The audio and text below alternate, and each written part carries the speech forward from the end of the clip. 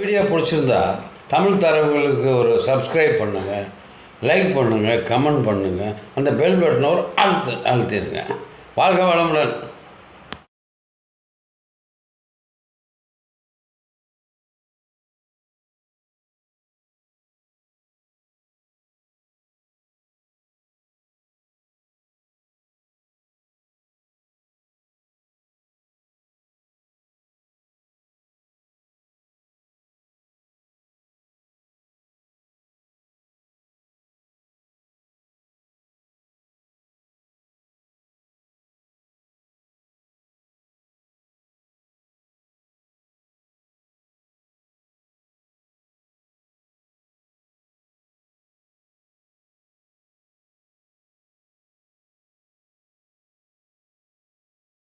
சூலூர் தமிழ் சங்கம் நடத்தும் கடந்த 4 நாட்களுக்குள் இது 3வது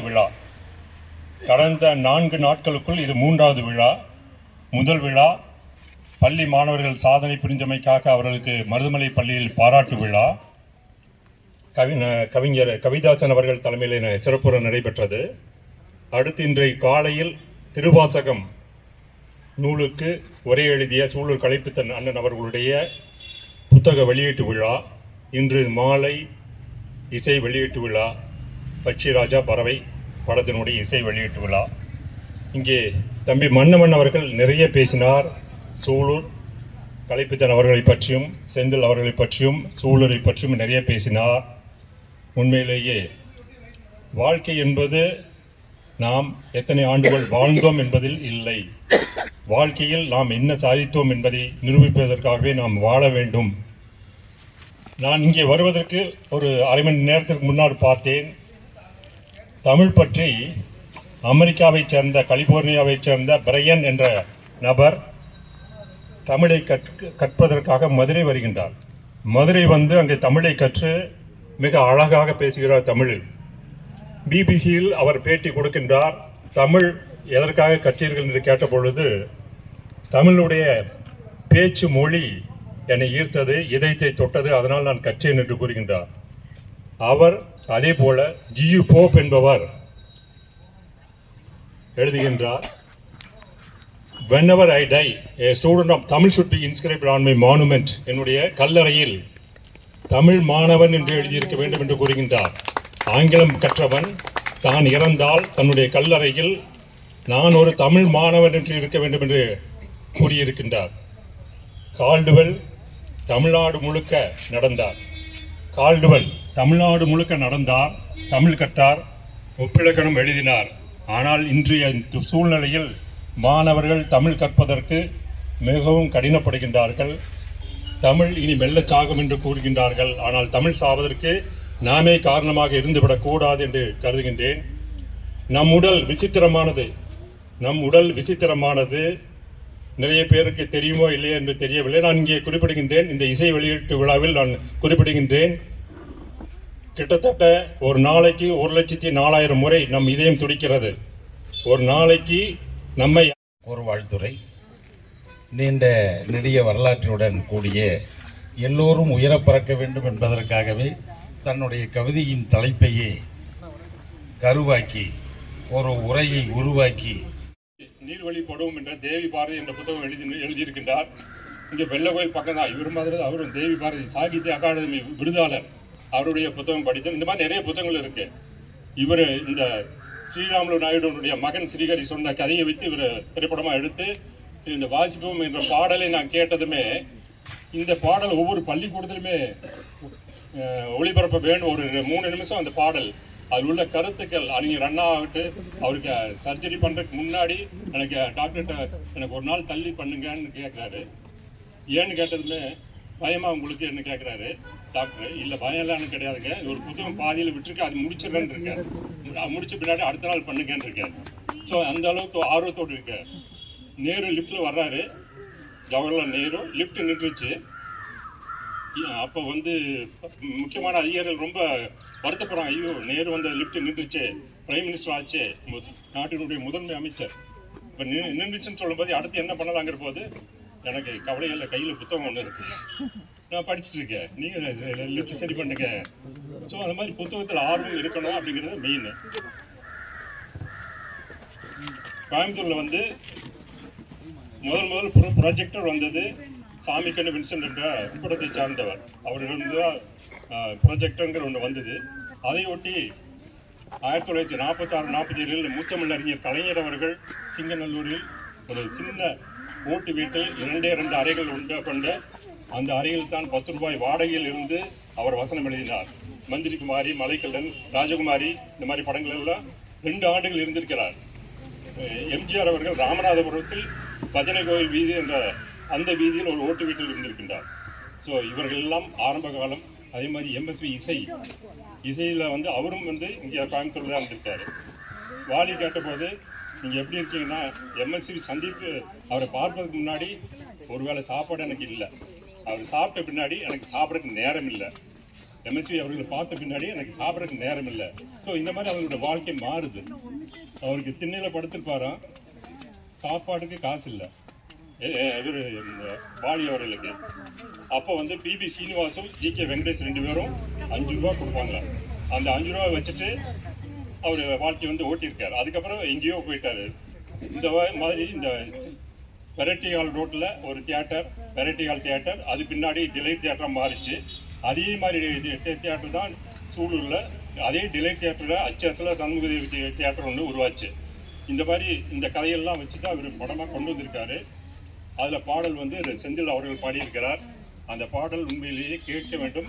எல்லோரும் தினந்தோறும் ஒரு நிமிடமாவது அது உன்னிப்பாக கவனிக்க வேண்டும். என்ன சொல்லியிருக்காங்கிற கருத்து வந்து இவருடைய வரிகள் தான் உண்மையிலேயே மிகச்சிறந்த வரிகள்.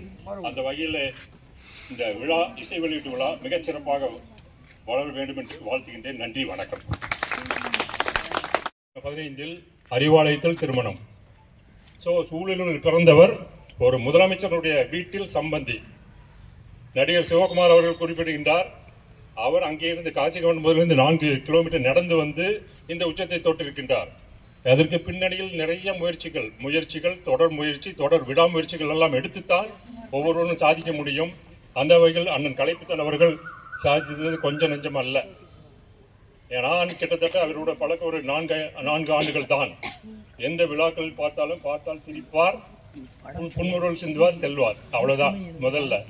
ஆனால் கடந்த 4 ஆண்டுகளாக சூலூர் தமிழ்ச்சங்கம் என்ற ஒரு அமைப்பில் உருவாக்கின பின்னர் அதனை என்னை தலைவராக ஆக்கிவிட்டு அவர் செயலாளராக இருந்து பணிபுரிகின்றார். நண்பர் முருகநாதன் அவர்கள் பொருளாளராக இருக்கிறார். எல்லாரும் சேர்ந்து சூலூர் தமிழ்ச்சங்கத்தை மிக சிறப்பாக நாங்கள் நடத்தி கொண்டிருக்கின்றோம். அந்த வகையில் இவருடன் சேர்ந்து பணியாற்றும் பொழுது உயரப்பற என்ற கவிதை நூலை நான் எழுதினேன். அதனை வெளியிட்டார் அண்ணன் சூலூர் கலைப்புத்தன் அவர்கள். இன்றைக்கு தினம் செந்தில் அவர்களுடைய பாடல் என்று சொன்னால் அவர் என்னுடைய வீட்டிற்கு ஒட்டித்தான் வீடு. ஒரு பக்கம் தென்புறம் செந்தில் வீடு, சூலூர் உயிரான் கிருஷ்ணதேவர் வீதியில் நான் அங்கே இருந்தேன். மேற்கு புறத்தில் பொன்முடி அவர்களுடைய வீடு. அந்த பொன்முடியும் நானும் ஒன்றாக படித்தவர்கள். என்னுடைய இனிஷியலும் எஸ்எஸ் பொன்முடி, அவருடைய இனிஷியலும் எஸ்எஸ் பொன்முடி. என்னுடைய அப்பா பெயர் SM சுப்பிரமணியம், அவருடைய அப்பா பெயர் SR சுப்பிரமணியம். என்னுடைய அம்மா ராமாத்தாள், அவருடைய அம்மா நாச்சாத்தாள். வள்ளியம்மாள் அக்கா இங்கே வந்திருக்கின்றார்கள். இவர்கள் எல்லாம் எங்கள் உறவினர்கள், பக்கத்து வீடு. இந்த மாதிரி உறவுகள். ஆனால் இன்றைய தினம் செந்தில் அவர்கள் சாதித்தது மிக சாதாரண காரியம் அல்ல. சின்ன பள்ளிக்கூடத்தில் படித்துக் கொண்டிருக்கும் பொழுது நடராஜ் என்ற ஆசிரியர் இவரை தூண்டியிருக்கின்றார். நடிகர் சிவகுமாரை காங்கேயம்பாளையத்திலிருந்து குமாரசாமி கவுண்டர் என்ற ஆசிரியர் தூண்டியிருக்கின்றார். நீ சென்னையில் சென்றால் மாது எதுவும் இருக்கக்கூடாது என்று கண்டிஷன் போட்டார். அந்த கண்டிஷனை இறுதி வரை இப்பொழுது வரை அவர் தொடர்கின்றார். அதே மாதிரி செந்தில் அவர்கள் நடராஜ் என்ற ஆசிரியர் இவர் பாட அவர் டேபிளில் தாளம் போட, டெஸ்கில் தாளம் போட கொஞ்சம் பாடி இருக்கின்றார். அப்படி கொஞ்சமாக வந்திருக்கார். அதற்கு அப்புறம் சூலூர் சொர்ண குழந்தைகள் ஐயா அவர்களிடம் இவர் மேட்டுப்பாளையத்தில் அரசு போக்குவரத்தில் வேலை. அங்கே சேரும் பொழுது, அங்கே சென்று வேலையில் இருக்கும் பொழுது அதிகாலை 5 மணிக்கு எழுந்து 6 to 7 வந்து பெரியராக்கியம்பாளையத்தில் வந்து அவரிடம் இசையை கற்றுக்கொண்டார். இசையை கற்றுக்கொண்டு 8 மணிக்கு வேலைக்கு செல்வார். இப்போ இந்த உச்சம் தொட்டு இருக்கின்றார் என்றால் அதற்கு நிறைய கடினமான முயற்சிகள் எடுத்திருக்கின்றார். அந்த வகையில் இவர் மேலே அங்கே பெரியநாயக்கம்பாளையத்தில் இருந்த பொழுது சரி, சிவரஞ்சனி ஆர்கெஸ்ட்ரா என்று ஆரம்பித்திருக்கின்றார். அங்கே அந்த ஆர்கெஸ்ட்ராவில் பாடியிருக்கின்றார்.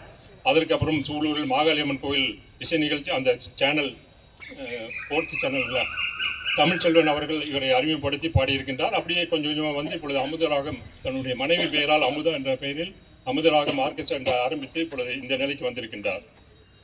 சூலூர் கலைப்பித்தன் அவர்கள் பச்சிராஜா பறவை என்ற திரைப்படம் எடுப்பதற்கான மூல காரணம் என்ன என்றால், பாசமலர் சினிமா எடுத்த பீம்சிங் அவருடைய மகன் எடிட்டர் லெனின் மிகச்சிறந்த எடிட்டர், நிறைய விருதுகள் பெற்றவர்.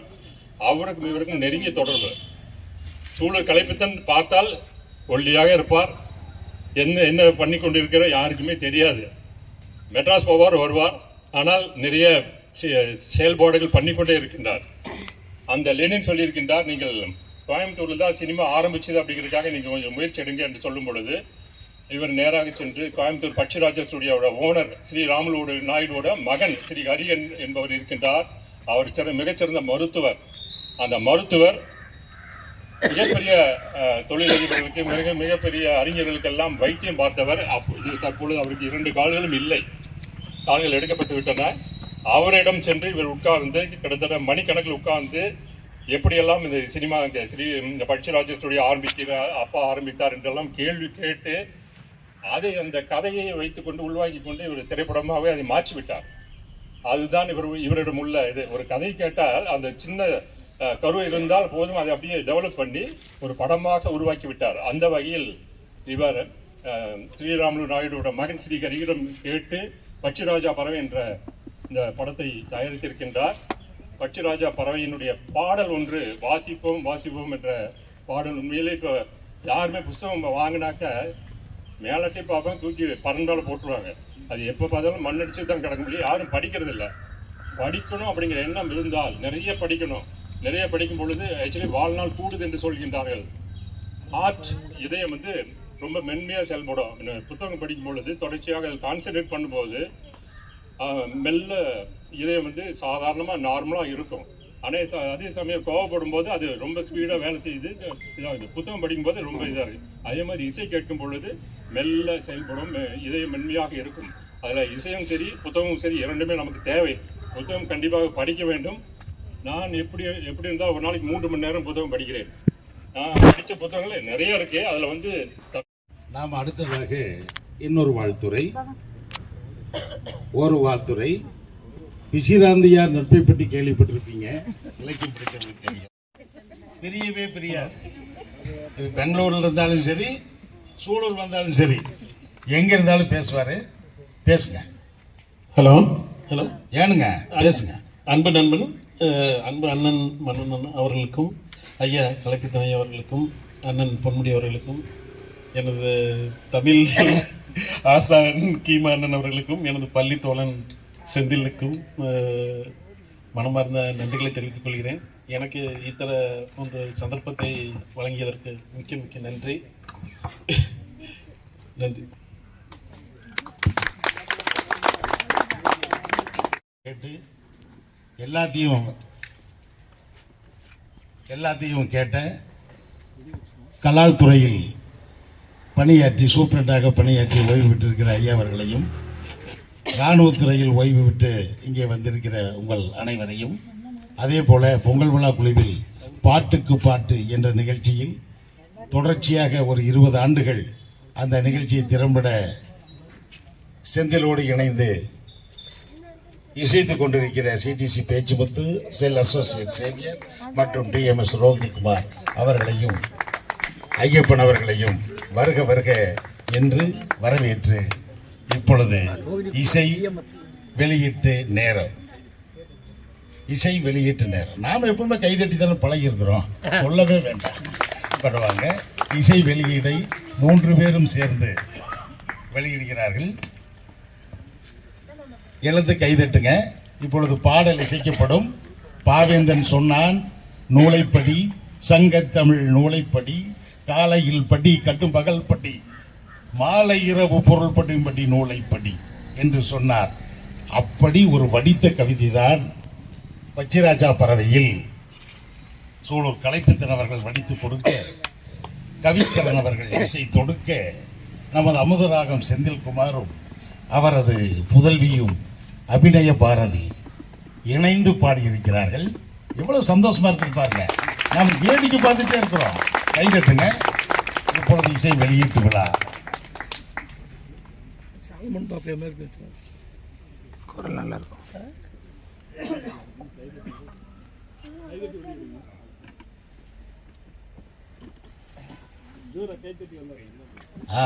எல்லோரும் எழுதுட்டே கை தட்டலாம். 1 மணி நேரம் உட்கார்ந்தால் கால் பிடிச்சிக்க எடுத்து பிடிச்சிக்க. ஒரு ஸ்மால் எக்ஸசைஸ் தான். நன்றி.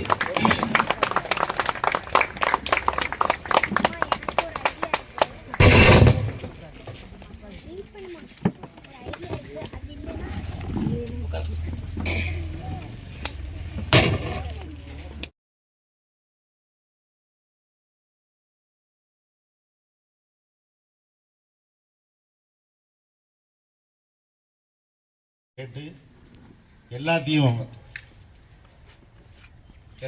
கேட்ட கலால் துறையில் பணியாற்றி சூப்பரண்டாக பணியாற்றி ஓய்வு பெற்றிருக்கிற ஐயா அவர்களையும், இராணுவத்துறையில் ஓய்வு விட்டு இங்கே வந்திருக்கிற உங்கள் அனைவரையும், அதே போல பொங்கல் விழா குழுவில் பாட்டுக்கு பாட்டு என்ற நிகழ்ச்சியில் தொடர்ச்சியாக ஒரு 20 ஆண்டுகள் அந்த நிகழ்ச்சியை திறம்பட செந்திலோடு இணைந்து இசைத்துக் கொண்டிருக்கிற சிடிசி பேச்சுமுத்து, செல் அசோசியேட் சேவியர் மற்றும் டிஎம்எஸ் ரோகிணிகுமார் அவர்களையும் ஐயப்பன் அவர்களையும் வருக வருக என்று வரவேற்று இப்பொழுது இசை வெளியீட்டு நேரம். நாம் எப்பவுமே கைதட்டி தானே பழகி இருக்கிறோம், சொல்லவே வேண்டாம். படுவாங்க. இசை வெளியீடை 3 பேரும் சேர்ந்து வெளியிடுகிறார்கள். எழுந்து கைதட்டுங்க. இப்பொழுது பாடல் இசைக்கப்படும். பாவேந்தன் சொன்னான் நூலைப்படி, சங்கத்தமிழ் நூலைப்படி, காலையில் படி கட்டும் பகல் படி, மாலை இரவு பொருள் படி நூலைப்படி என்று சொன்னார். அப்படி ஒரு வடித்த கவிதைதான் பச்சிராஜா பறவையில் சூழல் கலைப்பித்தன் அவர்கள் வடித்து கொடுக்க, கவிக்கரன் அவர்கள் இசை தொடுக்க, நமது அமுதராகம் செந்தில்குமாரும் அவரது புதல்வியும் அபிநய பாரதி இணைந்து பாடியிருக்கிறார்கள். எவ்வளவு சந்தோஷமா இருக்கு பாருங்க. நாம் வேடிக்கை பார்த்துட்டே இருக்கிறோம். கைதட்டுங்க. இப்பொழுது இசை வெளியீட்டு விழா. குரல் நல்லா இருக்கும்.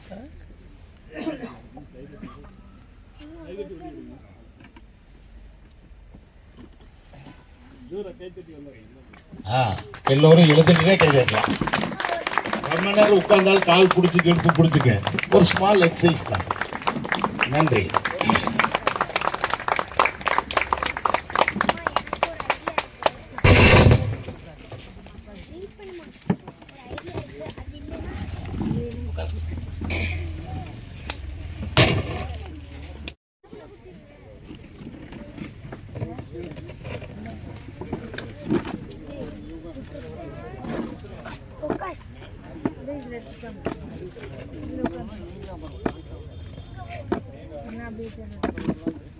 பச்சிராஜா பறவை என்பது நம்ம இன்னைக்கு கூட பார்த்தீங்கன்னா பச்சிராஜா ஸ்டுடியோவில் மலைக்கன் என்ற ஒரு அருமையான திரைப்படம், புரட்சி தலைவர் எம்ஜிஆர் அவர்கள் நடித்த படம், நமது கலைஞரின் கைவண்ணத்தில் உருவானது. முதல் தேசிய விருது பெற்ற ஒரு அருமையான படம் மலைக்கல்லன்.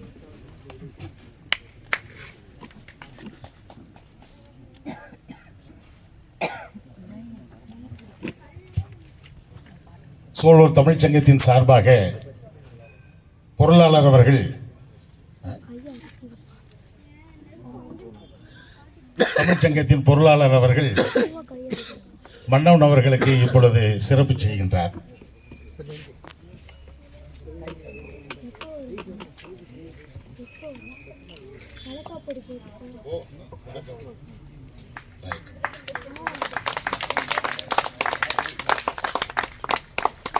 பொதுவாக இசை என்பது இசைக்கணும் இல்லைங்களா, அதுக்கு அது இசையணும், புரியுதுங்களா?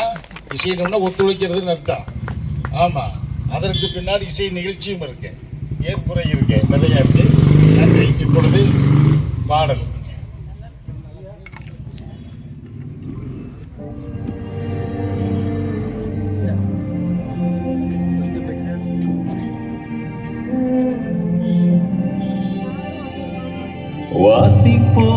வாசிப்போம் புத்தகத்தை வாசிப்போம் தினம் நேசிப்போம் நேசிப்போம் செந்தமிழை நேசிப்போம் வாசிப்போம் வாசிப்போம் புத்தகத்தை வாசிப்போம் தினம் நேசிப்போம் நேசிப்போம் இந்தியாவை நேசிப்போம் அண்ணா படித்து அறிவை வளர்த்தார் கன்னிமாரார் உலகத்தில் காரல் மாற்றும் மூலதனம் கொடுத்த இங்கிலாந்து உலகத்தில் பகத்சிங் படித்து விடுதலை தந்தார் சிறை கூட உலகத்தில் நேரு படித்து இந்தியாவை வளர்த்தார் உலக சரித்திரத்தில் வாசிப்போம்